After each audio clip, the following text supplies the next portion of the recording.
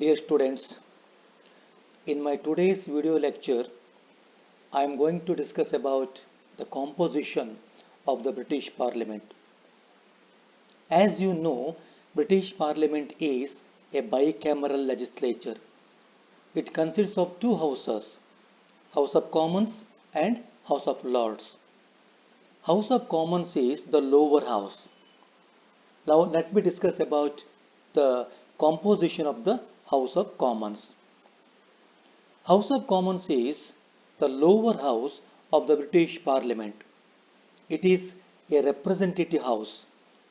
It gives representation to the people of the country. The members of the House of Commons are directly elected by the people for a period of 5 years. It is a popular and powerful house of the British Parliament. House of Commons is a representative house of the people. It represents the public opinion, popular sovereignty, and supremacy of the Parliament. In the beginning, both House of Commons and House of Lords used to enjoy the same or equal powers. After the implementation of the Parliamentary Act of 1911 and 1949, House of Commons became more powerful than the House of Lords. Today, House of Commons is the most powerful and popular house of the Parliament. Composition of the House of Commons. House of Commons is a representative body. It gives representation to the people. Therefore, it is called as a popular house. In the 20th century, voting right was extended to common people also. As a result, House of Commons became a popular chamber. The strength of the House of Commons is determined on the basis of the census. Before 1974, the strength of House of Commons was 630. In 1974, the strength was increased to 635. In 1983, the strength of the House of Commons was extended to 650. In the 1992 general elections, House of Commons consisted of 651 members. In the general elections of 2005, 645 members were elected to the House of Commons. In 2010, the strength of the House of Commons was 650. The Parliamentary Act of 2011 fixed the strength of House of Commons at 650. Therefore, at present, the strength of House of Commons is 650. Qualifications. Qualifications to become the members of the House of Commons are as follows. 1. He or she must be a citizen of Britain. 2. Must have attained 21 years of age. 3. Their name must be enrolled in the electoral register of voters. 4. However, the lunatics, bankrupts, persons of certain crimes including corrupt practices, clergymen of the established churches of England and Scotland, the priests of the Roman Catholic Church, the peers of England, Scotland, and United Kingdom, the holders of certain offices under the Crown are not eligible to become the members of House of Commons. Election. In Britain, elections are held once in 5 years to elect the members of the House of Commons. In the general elections, people elect the members of the House of Commons. That means the members of the House of Commons are directly elected by the people. Voting takes place through secret ballot. Every citizen who have attained 18 years of age are given the right to vote. Civil servants and citizens serving in other countries can exercise their franchise through postal ballot. Tenure or term of the House. The tenure of the House of Commons is 5 years. The House may be dissolved before the expiry of the term. The tenure of the House may be extended during emergency. Any member of the House of Commons can tender his or her resignation before the expiry of 5 years term. Once elected, the members of the House of Commons continue to serve until the dissolution of the Parliament. If any seat falls vacant due to death or resignation, the same will be filled by a by-election. Session of the House. The House shall meet at least once a year. Usually, the session of the House of Commons begins in November and continues up to Christmas holidays. After these holidays, the session reopens and continues till the end of July with brief adjournments. The House meets for nearly 175 days in a year. After the general elections, the new House has to be convened within 2 or 3 weeks. The House sits for 5 days, that is, from Monday to Friday. Quorum of the House. Quorum means minimum number of members required to conduct the business of the House. The quorum of the House of Commons has been fixed at 40. No business in the House can be transacted if the strength is below 40. Privileges of the House of and the members.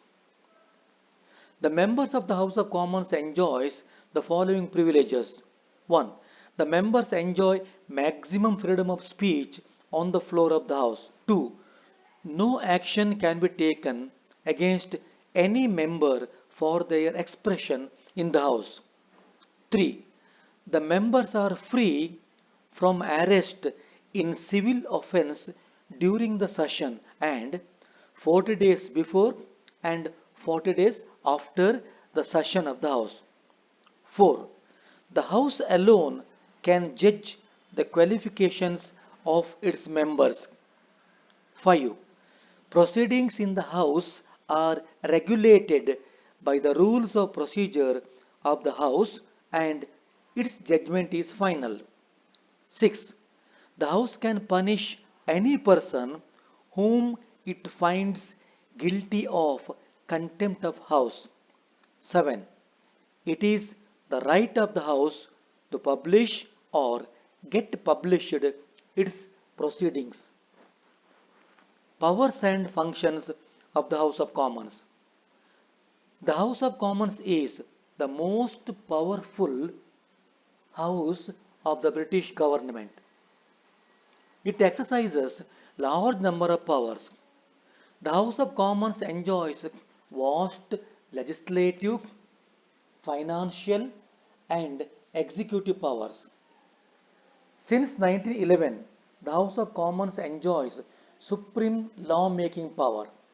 Before that, both House of Lords and House of Commons enjoy equal powers. The following are the powers and functions of the House of Commons. 1. Legislative powers. The primary function of the House of Commons is law-making. Parliament is a law-making body. There is no legal restrictions on its powers.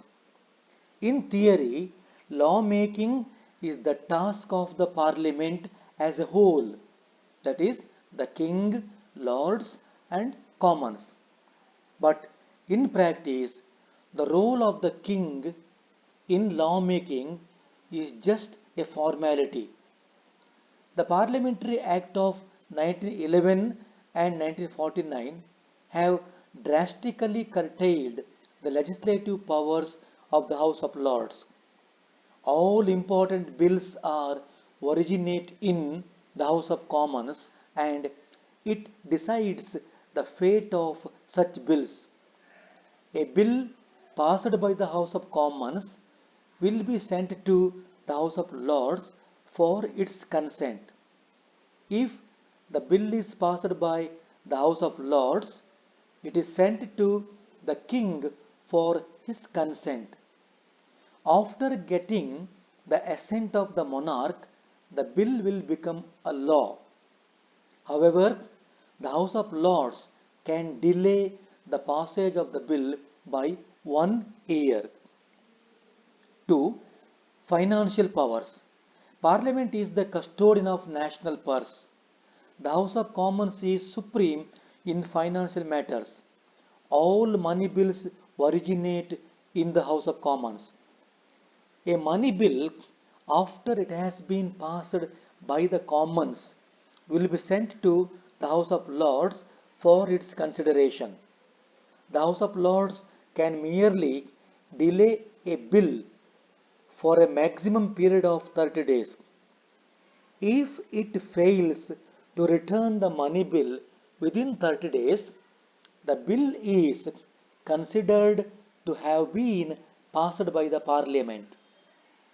House of Lords may propose certain changes to the bill, but it depends upon the House of Commons to accept or reject the proposed changes. In case of any dispute arises whether a bill is a money bill or not, the Speaker of the House of Commons will take the decision in this regard. His decision is final. No appeal can be made against the decision of the Speaker. No tax can be levied or collected without the approval of the House of Commons. The House of Commons allocates funds for various departments of the government and maintains control over the financial activities of these departments. Number 3. Executive powers. The House of Commons controls the executive. Ministry is formed from the House of Commons. The King or the Queen invites the leader of the majority party in the House of Commons to form the government. Important cabinet ministers belong to the House of Commons. The Prime Minister himself is a member of the House of Commons. The ministers remain in office as long as they enjoy the confidence of the House of Commons. If they lose the confidence of the House of Commons, the ministry has to resign. It means that the government has to be carried out according to the wishes of the House of Commons because the House of Commons or the Commons are considered as the representatives of the nation. The House adopts other methods to control the executive. Members of the House of Commons can ask questions to the government and force the government to explain why it done or neglected to do a particular thing. It is the duty of the ministers to answer the members of the House who are representing people and guardians of the interest of the people. The opposition party may move a vote of no confidence against the government. If the vote of no confidence is passed by required majority, then the government has to resign. Thus, the House of Commons exercises vast executive power. 4. Ventilation of grievances or redressal of the grievances. House of Commons is the best platform to discuss the grievances of the people.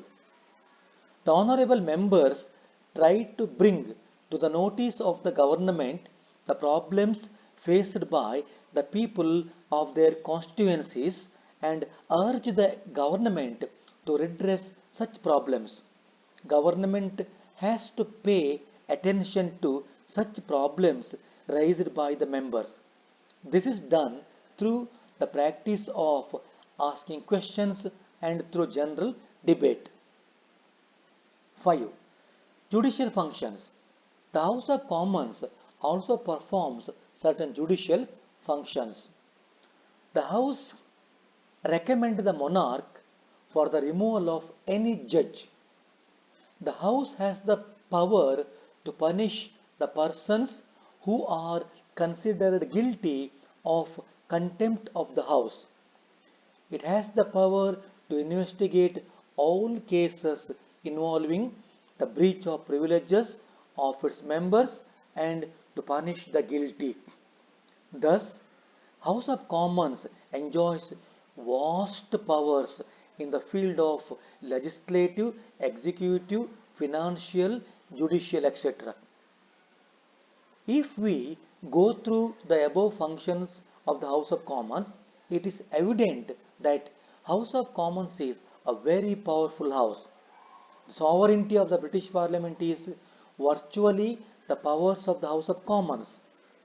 The unitary form of government that exists in England, absence of veto power of the monarch, absence of judicial review, the weak position of the House of Lords, the parliamentary system which makes the cabinet responsible and accountable to the House of Commons, the democratic material representative character of the House of Commons, the democratic conventions, the sovereignty of the parliament, all have combined together to give a large amount of power, authority, and influence to the House of Commons. In my next lecture, I am going to discuss about the Speaker of the House of Commons and then the composition of the House of Lords. Thank you.